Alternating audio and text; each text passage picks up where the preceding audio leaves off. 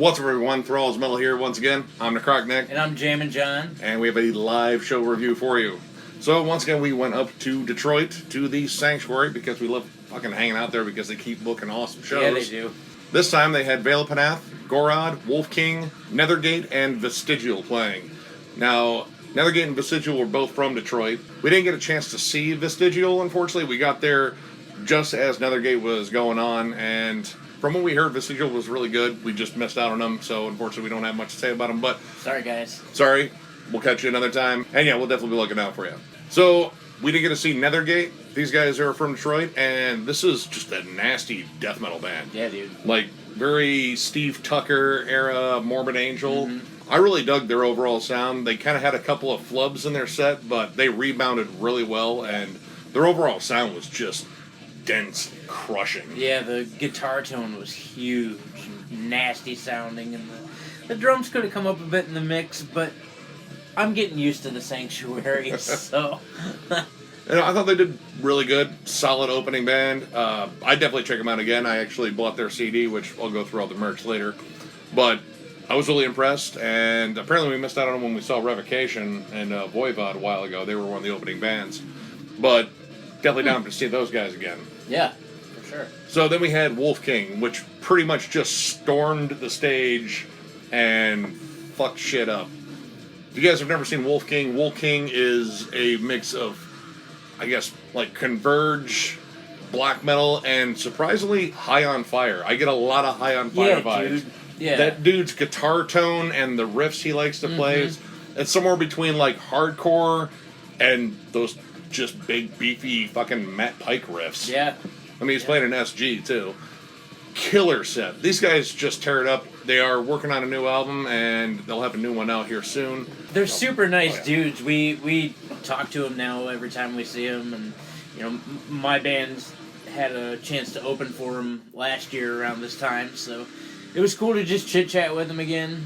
Their lead singer's a fucking character. Dude, yeah, I remember we actually sat back and watched a bunch of YouTube vids of people just fucking failing, which, I mean, if you can't bond over people failing on the internet, yeah, you know, I don't know if there's any hope for humanity. There isn't. There isn't, really. Never mind. But yeah, Wolf King fucking ruled. They destroyed. It was another amazing set. Honestly, I'm looking forward to the new album because that new song they put out, just really groovy, kind of had a hardcore, like Black and Sick of It All. It was just dirty sounding. Way too much fog during Wolf King. Oh yeah, it filled the entire venue. It was dense. We were standing, first of all, there were only like 35, 40 people there, 50 to 60 if you count the bands. We were standing 15 feet away from the stage, and you'd had a rough time seeing the stage, so... Yeah, I mean... It seemed to be a running theme for all the bands tonight. It was a heavy amount of fog. Dude, even when we went outside to go have a cigarette, the fog had traveled outside through the doors. Yeah. And there's actually like a break in between the doors, too, and it was still getting out there. Opened up the door, and it was like... So after Wolf King was Gorod, and Jesus Christ, they were out in a fucking hurry. We almost missed a little bit of them. We were standing outside smoking, and I heard the opening chord, and I was like, hold up. Are they on already? They were. Yeah. All the way from France, their first time in Detroit, and man, they fucking ripped it up. Their guitar prowess is otherworldly. And they're one of my favorite tech metal bands because they have a lot of groovy sections, and their love for melody is apparent because there are so many hooks in their songs. My only complaint about their set is the vocalist had way too much reverb on his vocals.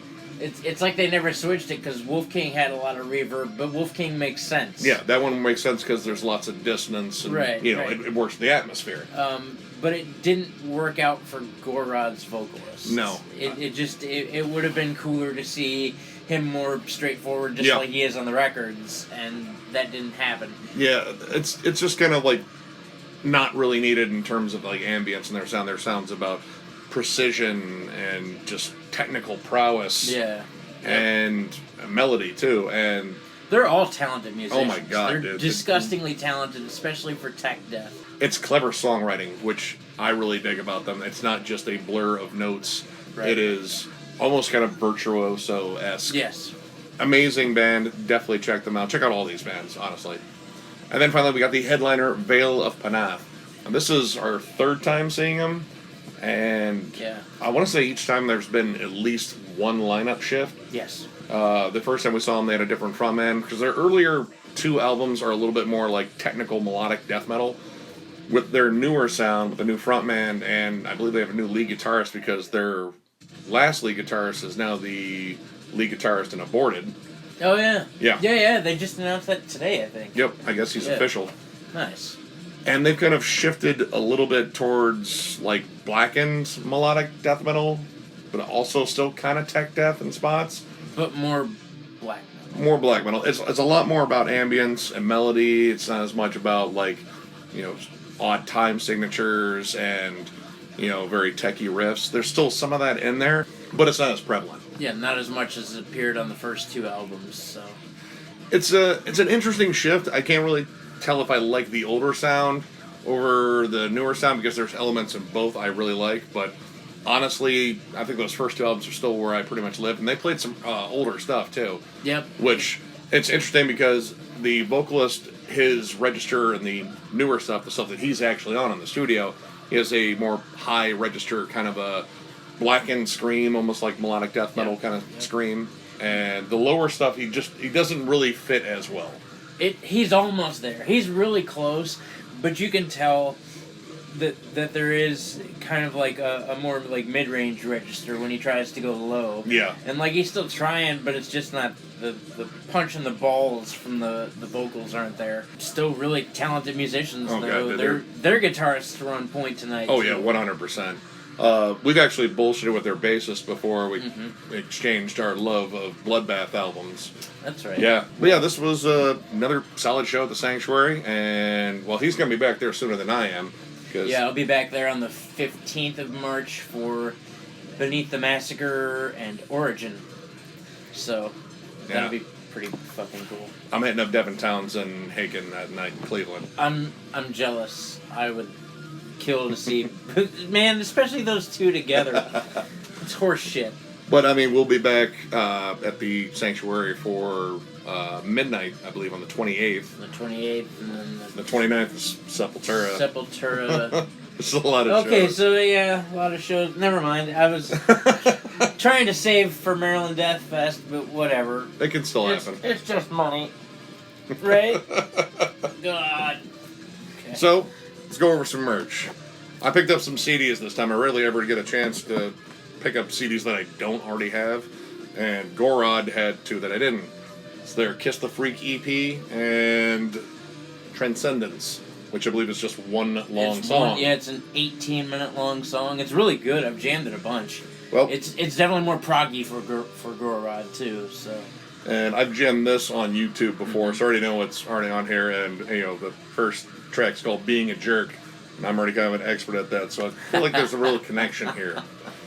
No, not a jerk. An asshole. Kind of a dick. Flattery will get you everywhere. I was going to say, I feel like I could just go forth in adjective land. Yeah, and then I picked up Nethergate's album. It's Dimensional Purgatory, and self-released last year by these guys. I'm actually kind of stoked to hear that. I want to hear the recording quality of that. Yeah. It's pretty sick. I mean, you know, most of the songs they played were on this. I think they had a couple of new ones, or at least one new one they played. One or two. Well, the one he said, he was like, this is new to you because it's new to us because we've never played it live, so okay. And, well, we got some shirts. Well, here, I'll start. Oh, yeah. My Wolf King beanie. You turned it away. Well, whatever. Okay. It's a super nice beanie. Very soft material. It's very warm. Now, here in Ohio, the weather isn't cold right now, but whatever. Oh, no, it'll be cold, like, tomorrow or I'll make something. this The weather's manic as fuck here. And I had to get a Gorod shirt because Gorod absolutely kicked ass. Now, the lighting was a little poor, and I didn't notice there was blue on there, but I'm kind of okay with that because I don't have a lot of metal shirts with blue on them. Mostly it's a lot of black and red and black. Yeah. But yeah, cool shirt. That's cool. Yep. And then I also, because we're learning our lesson about buying shirts together and the same shirt. So Luckily, Gorod had another really fucking cool one. I dig it. There's nothing on the back, but who cares? I'm a giant Gorod fan, and I don't own a Gorod shirt until today. So nothing on the back of mine either, but you know that's cool.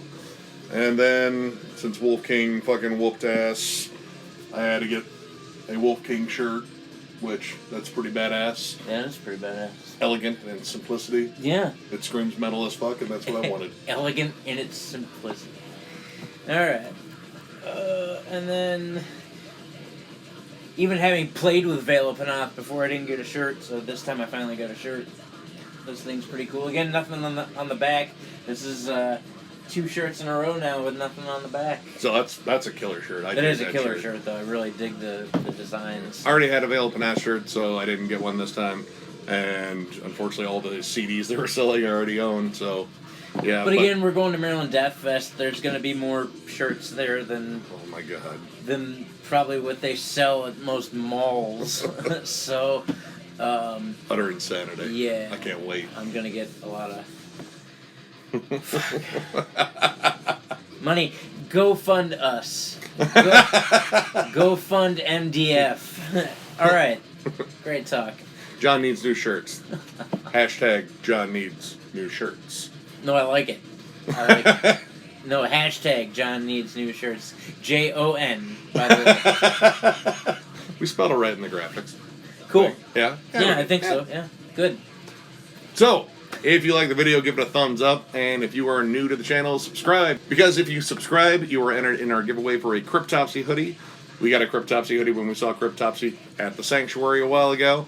And when we hit 1,000 subs, we're going to give it away to one of our lucky subscribers. So that could be you. It could be you. It really, now's your chance. We're at almost 900 as we speak. So counting down. So we will see you with more videos, reviews, definitely more shows, obviously, since we listed off a fuck ton that we're going to. So yeah, we will see you soon. Bye.